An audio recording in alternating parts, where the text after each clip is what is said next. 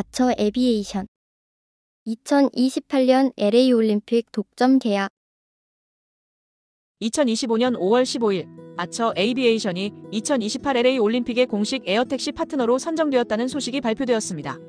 오늘의 전문가 패널들은 이 혁신적인 교통 솔루션이 가져올 경제적, 사회적, 기술적 영향력에 대해 다각도로 분석하고 토론합니다.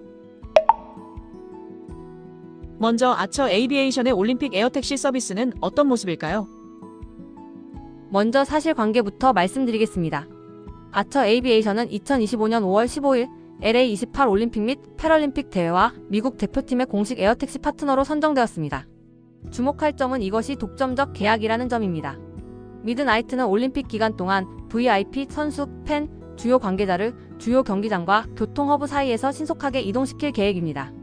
LA 시내에 산재한 10개 이상의 경기장을 연결하며 특히 다음과 같은 핵심 노선에서 운영될 예정입니다. LAX 국제공항, 잉그루드 스타디움, NFL 경기장, 할리우드 파크, 로스앤젤레스 메모리얼 콜로세움, 산타모니카 해변, 다운타운 LA 컨벤션 센터. 이 서비스는 기존 지상 교통으로 한 2시간 소요되던 거리를 10-20분 내로 단축할 것으로 기대되며 특히 개막식 당일 150만 명이 집중되는 스타디움 주변 교통체증 해소에 기여할 전망입니다. 시장 관점에서 봤을 때 정말 혁신적인 발표였어요. 아처는 이미 지난해 8월에 LA 공중 모빌리티 네트워크 계획을 발표했고 2026년까지 서비스를 시작하는 것이 목표였습니다. 처음에는 조금 뜬금없이 LA 네트워크 계획이 발표되어 그 의중이 궁금했는데 이번 올림픽 파트너십이 바로 그 계획의 일부였던 것으로 밝혀진 것입니다. 구체적인 운영 형태와 어떤 인프라가 필요한지 더 자세히 알아볼까요? 네, 아처는 LA 지역 내 여러 버티포트라 불리는 수직 이착륙장을 구축할 예정입니다. 공식 발표에 따르면 LAX 국제공항, 오렌지 카운티, 산타모니카, 할리우드 버뱅크, 롱비치, 벤 나이스 등 주요 위치에 설치될 예정입니다.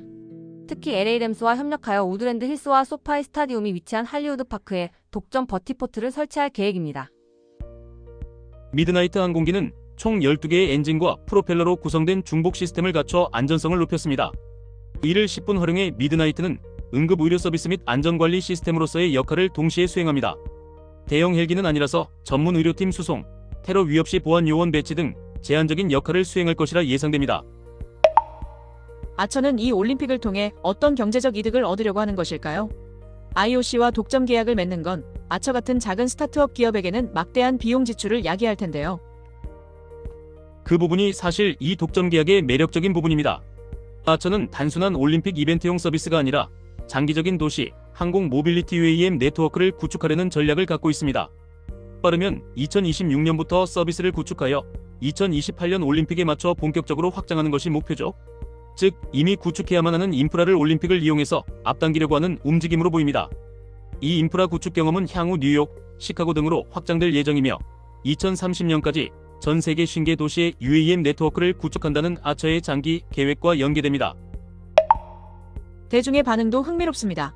레딧과 트위터에서는 에어택시 가격이 얼마나 될까? 라는 질문이 가장 많이 논의되고 있어요. 그리고 VIP 전용 서비스가 될 것이라는 예측도 많습니다. 이 서비스가 대중화되기 위해서는 가격 장벽이 중요한 요소가 될 것 같아요. 그보다 먼저 해결할 문제가 있습니다. 에어택시 상용화를 위해서 가장 중요한 선결 과제는 FAA의 인증 획득입니다. FAA 인증 없이는 미국에서 상업 서비스를 시작할 수 없습니다. 아처는 2025년 중동 지역에서 첫 상업 서비스를 시작하고 2026년에 미국에서 서비스를 시작할 계획이라고 밝혔습니다. 하지만 이런 일정은 규제 승인에 따라 달라질 수 있습니다. FAA 승인이 늦으면 양산도 그만큼 늦을 테고 2028년까지 충분한 기체가 확보되지 못한다면 에어택시는 그냥 보여주기 시연에 끝날 수도 있습니다. 네, 규제는 시장 진입의 최대 장애물입니다. 다만 아처의 발표에 따르면 2025년에는 초기 상용화가 시작될 거라고 합니다. 달성 여부는 알 수 없지만 시장은 우선 그와 같은 발표를 믿는 분위기입니다. 이 뉴스가 투자자들에게는 어떻게 받아들여질까요? 저는 이번 주 아처의 주식 가격 상승의 원인이 바로 이 LA 올림픽 독점 계약에 있다고 추측하고 있습니다. 이번 발표 한 방으로 아처는 eVTOL 기술과 비즈니스 모델에 대한 신뢰를 단숨에 획득하게 되었습니다. 올림픽이 보증을 서준 셈이라고 할 수 있죠. 글로벌 교통시장에서는 이미 도시항공 모빌리티 UAM과 미래 트렌드로 자리 잡고 있습니다. 아처 외에도 조비 에비에이션과 같은 경쟁사들이 이 시장에 뛰어들고 있죠. LA 올림픽은 이런 기술을 전 세계에 선보이는 절호의 기회가 될 것입니다. 특히 흥미로운 점은 LA 메트로가 차없는 올림픽을 목표로 한다는 것입니다. 에어택시는 이 비전에 완벽하게 부합하는 솔루션이 될 수 있습니다. 그렇지만 팩트 체크를 해보면 아직 확실한 것은 아닙니다. 실제로 대규모 서비스가 2028년까지 가능할지는 지켜봐야 할 문제입니다. 그래도 대중의 상상력은 이미 자극된 것 같아요. 결론적으로 이 파트너십은 도시, 항공 모빌리티 산업의 중요한 이정표가 될 것입니다. 특히 전 세계 관중이 지켜보는 올림픽이라는 무대에서 이 기술을 선보이는 것은 시장에 대한 신뢰를 높이고 투자를 촉진할 것입니다. 다만 조이님 말씀처럼 여러 불확실성이 있는 것은 사실입니다. 하지만 시장은 움직였고 그 자체로 중요한 신호입니다. 이 산업은 앞으로 급성장할 가능성이 높습니다. 제 생각에는 기술적 가능성보다 대중의 수용성이 더 중요할 수도 있어요. 지금까지의 반응을 보면 호기심과 기대감이 높지만 한편으로는 안전에 대한 우려도 있어요.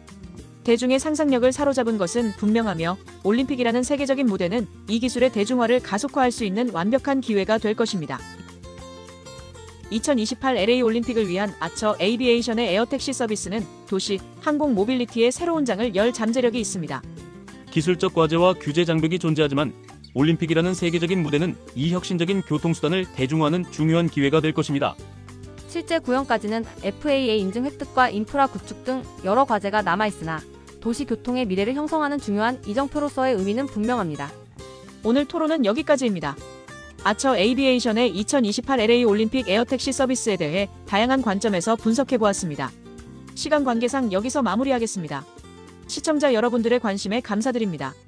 다음 시간에 또 만나겠습니다. 스타벅스 투자 클럽, 앞으로도 많이 기대해주세요.